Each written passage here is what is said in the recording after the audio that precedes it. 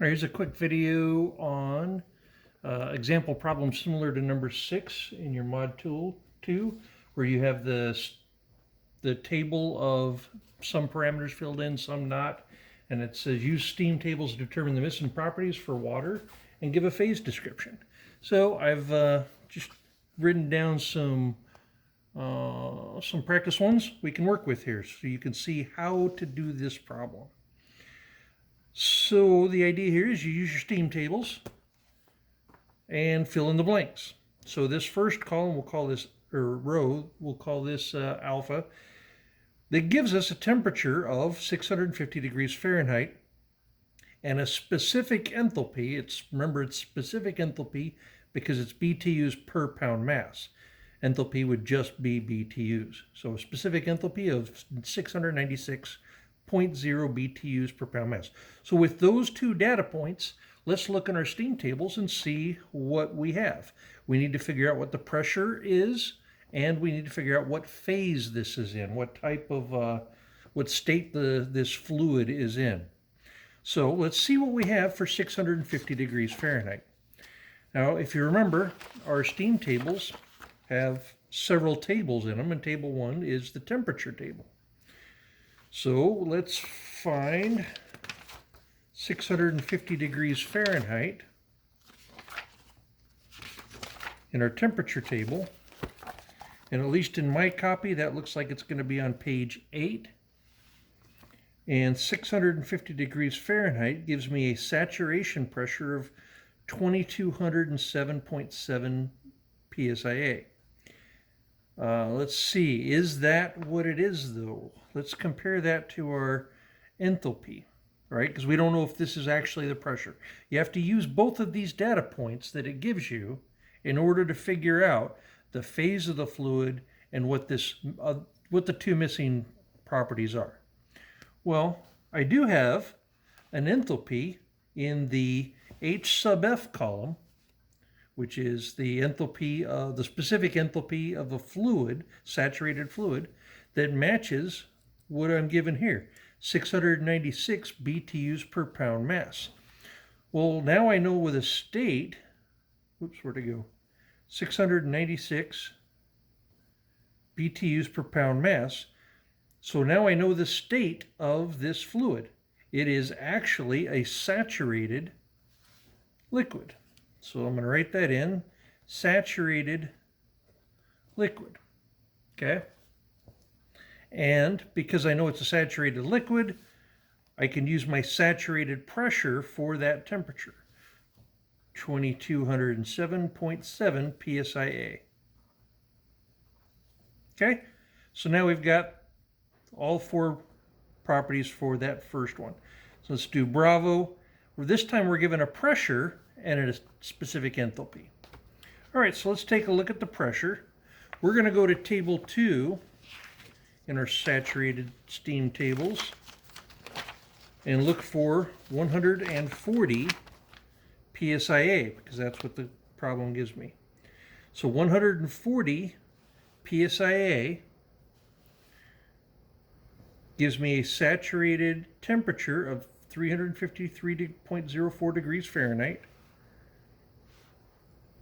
Okay, so that might be what that is, but we're not sure yet. As long as the enthalpy falls between these two parameters. And the enthalpy for 100 that I'm given here is 1300 BTUs per pound mass. Well, if it was this temperature for that pressure, it would fall inside, the enthalpy would fall inside those two. Well, it doesn't. So what does that tell you about the state or the phase of the fluid? Well, it's not subcooled, it's not saturated, it's above this one, and so additional heat has been added, and it is a superheated vapor.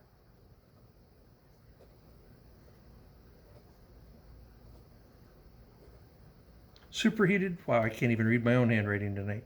Superheated vapor. So how do I find the temperature for 140 psia superheated vapor? Let's take a look at the 100. So this is where that which one is it, Charlie or Delta? I think Charlie on your, no, it's Delta on question number 6 in your practice problem. This is where it gets a little tricky because now you can't use the saturated steam pressure table. Well, fortunately, we have superheated vapor tables. And across the top of these superheated vapor tables is pressure in PSIA. So let's go to 140 PSIA. I'm finding that on page 38. There's my 140 PSIA, set the pressure. Now I'm also looking for an enthalpy of 1300 BTUs per pound mass. So I'm going to run down here for that same pressure, and the closest one I have is this 1301. So we're going to use that, 1301 BTUs per pound mass. Follow that to the left. That means this fluid is a superheated vapor whose temperature is above saturation temperature, and it's because it's a superheated vapor and the temperature is 550 degrees Fahrenheit. So now we've got all 4 of those. Let's do one more. This one gives me a temperature of 544.65 degrees Fahrenheit. So once again, we have the temperature tables. And I'm looking for 544.65.